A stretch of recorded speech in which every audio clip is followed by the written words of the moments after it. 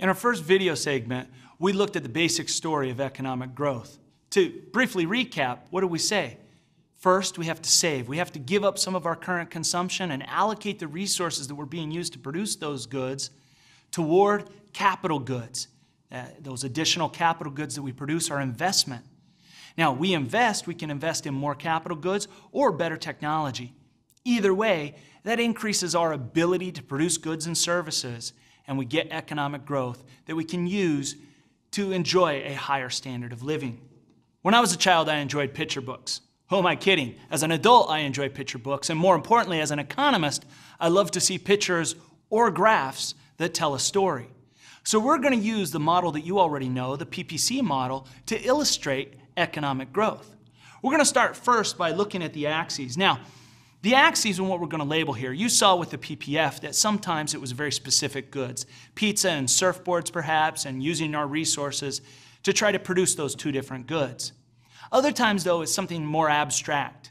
For example, when we use guns and butter, we don't literally mean guns and butter that we're putting on the axes, but guns are representative of all the military goods, all the military expenditures that a government makes, and butter represents all of the social programs.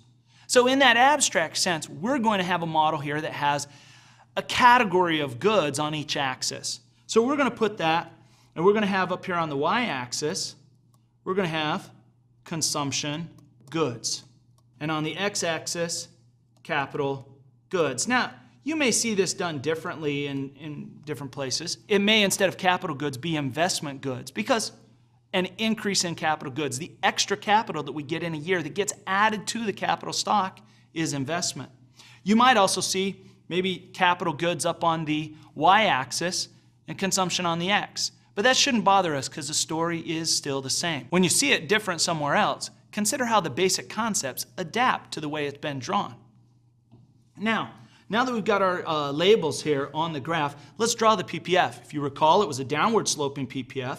And as we draw that in here, we recognize that there was an opportunity cost.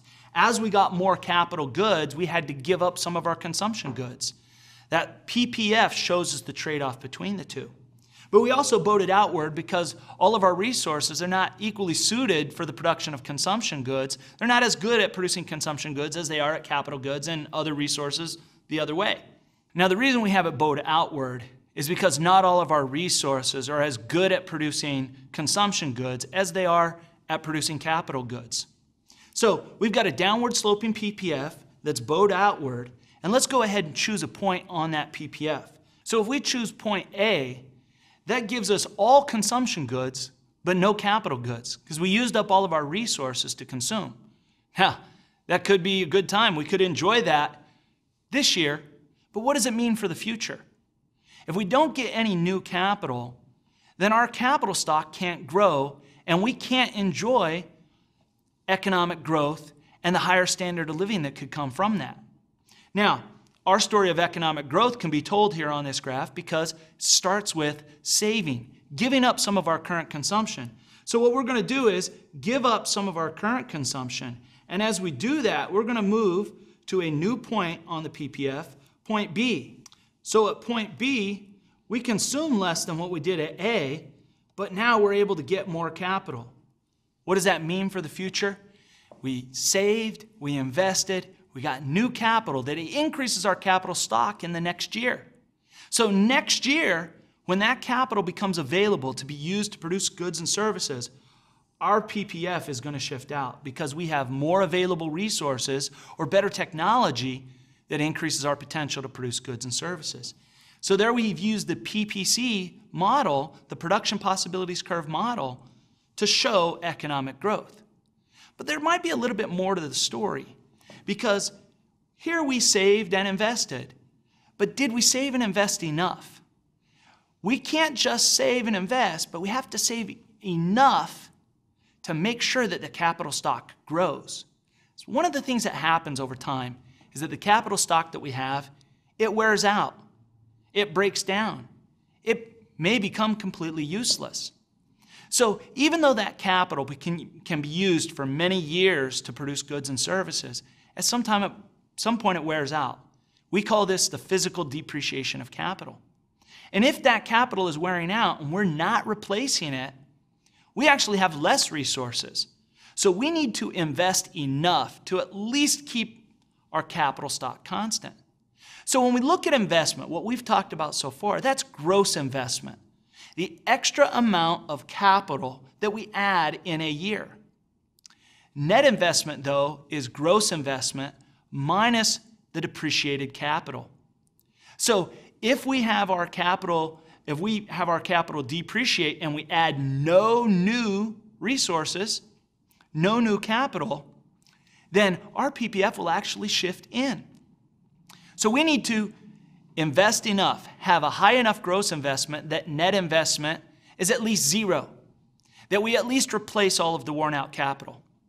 To get growth, we need positive net investment. We need to increase more than enough to replace all the depreciated capital. So let's take a look at what that would look like if we started from a point where we had zero net investment. We were investing, but just enough to replace all the capital that wore out. We have to make sure that we're investing enough to be able to replace the capital that's worn out and depreciated. Now, the new capital that's manufactured, that's our gross investment. So we've got new capital, but some of that new capital is going to be used simply to replace the worn out and depreciated capital.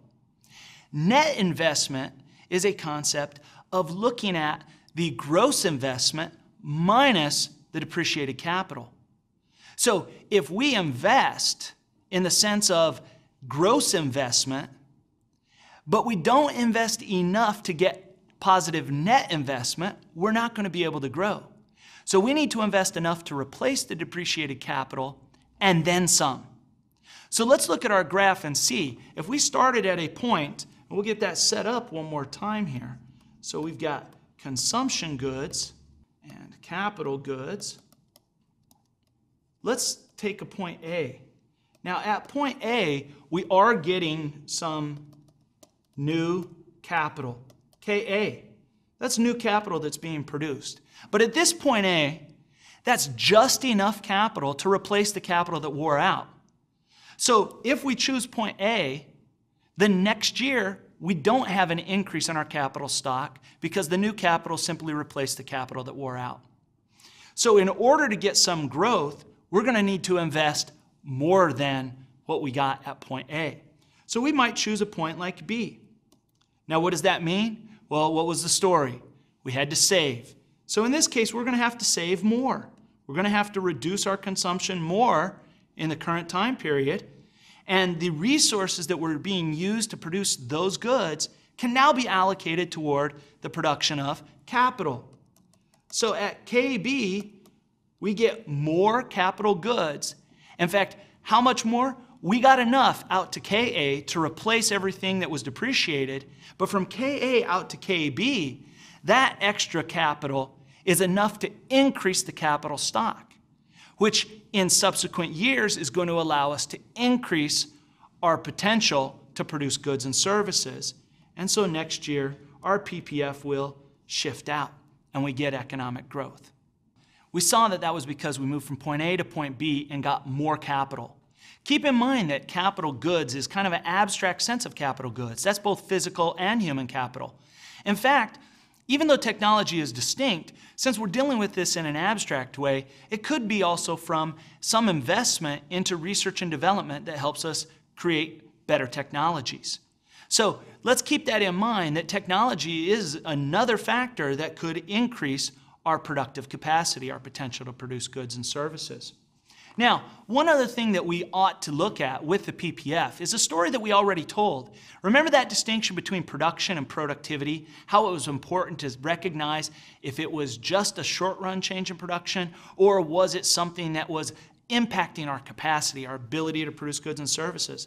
We can look at that in the PPF. And this might relate back to some of the stuff you learned earlier.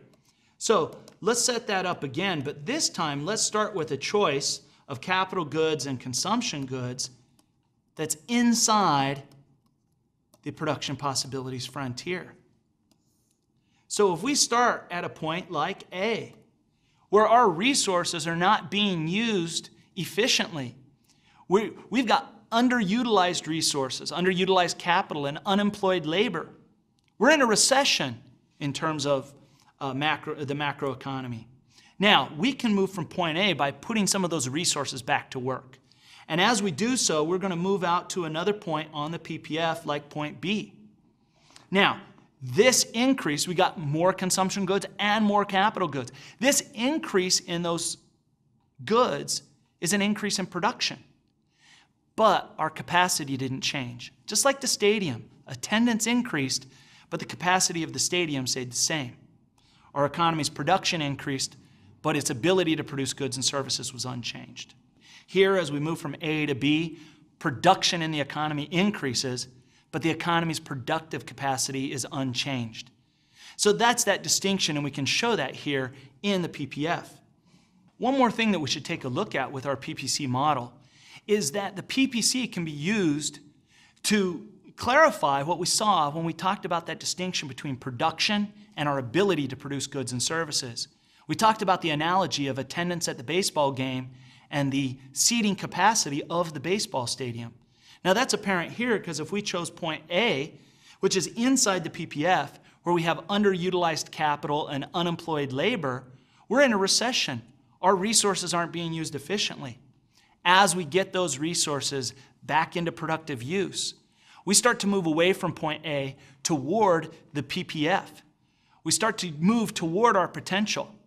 So the increase in production that occurs is just that, an increase in production, not an increase in our productive capacity. So the PPF helps us illustrate that distinction as well. Hopefully you see the importance of that. Now, at the end of the day, as we said before, this economic growth, what is it good for? Using it to get a higher standard of living.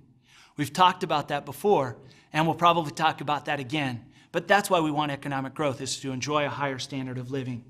Now, before you turn to the next video segment, it's worth sitting down and drawing these out. You may have drawn them as you followed along, but it's worth taking a look at the worksheet, the PPF illustration worksheet, and seeing if you can illustrate different scenarios with a PPF graph.